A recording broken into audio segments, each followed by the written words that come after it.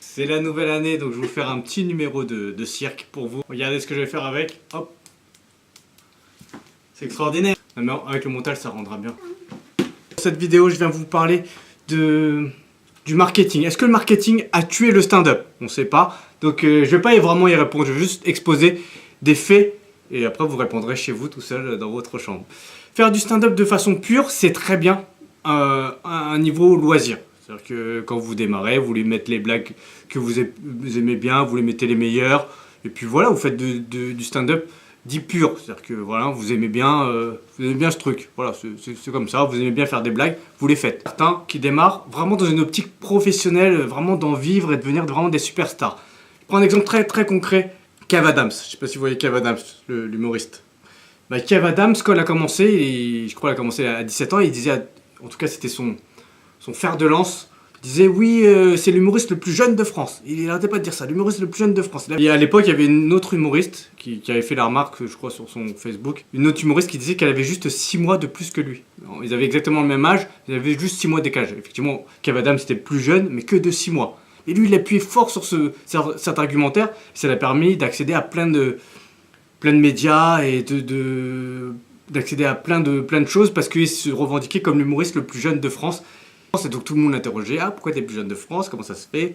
Et voilà, et aujourd'hui Kev Adams, qui est maintenant, il remplit des zéniths avec son one-man show, il fait des films, il a sa série télé, il sort avec Miss Univers, c'est l'objectif de beaucoup d'humoristes dans ce pays. Vous pouvez haïr le marketing, vous pouvez le détester, vous pouvez faire ce que vous voulez, c'est ce que grand bien vous fasse. C'est pas que du négatif. Par exemple, Starbucks. Vous voyez l'enseigne Starbucks, les cafés, tout ça. Ben en fait, ça allait fermer, ça allait clôturer.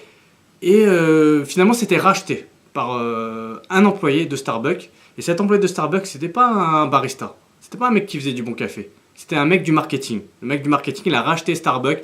Il en a fait ce qu'il en a fait, c'est-à-dire il a mis les uniformes, tout ce qui est mettre les prénoms sur les gobelets, au cinéma, les placements de produits au cinéma, tout ça, et c'est devenu Starbucks, ce que vous connaissez. C'est pas en faisant du meilleur café qu'il a fait exploser Starbucks. C'est en faisant un meilleur marketing. Et encore une fois, vous pouvez voir ça en négatif, mais créer Starbucks, ça a créé plein d'emplois, ça a créé des gens qui tiennent les franchises, donc voilà, ça crée quand même pas que des choses négatives. Créer des emplois, c'est pas négatif, je crois pas. Et après, le café, il est pas dégueulasse. Ça va, c'est correct. Moi j'en prends. L'expresso à 2 €, franchement je l'apprécie. Encore une fois, pour prendre des exemples plus concrets des humoristes que vous voyez, je vais pas remettre l'interview parce que j'ai pas spécialement envie, mais c'était une interview écrite, donc c'est sur internet, vous la trouverez relativement facilement. Ben, un humoriste qui cartonne, vraiment qui remplit des grandes salles. Il indiquait dans cette interview que son producteur s'était dit oui, il n'y a pas des gens de telle communauté dans telle communauté, j'emploie un terme générique, c'est pas vraiment le terme communauté, mais peu importe. Et il faut que tu écrives pour eux. Donc le mec, il a commencé à écrire pour eux, quoi, pour que ça remplisse sa salle. Il s'est pas mis à écrire comme un poète, tiens, je vais écrire sur tel sujet. Non, il écrit pour, pas vendre des tickets, mais en tout cas pour répondre à une telle communauté qui va peut-être acheter des tickets. Donc ça s'appelle du marketing? Non, on sait pas. Mais perso, je trouve pas ça mal. Ça reste... Le message, il reste tout autant sincère, sauf qu'il s'est atrophié sur un seul message. Ça reste, on appelle ça du marketing. Et ça reste aussi un message qui est sincère, mais juste atrophié sur un seul message.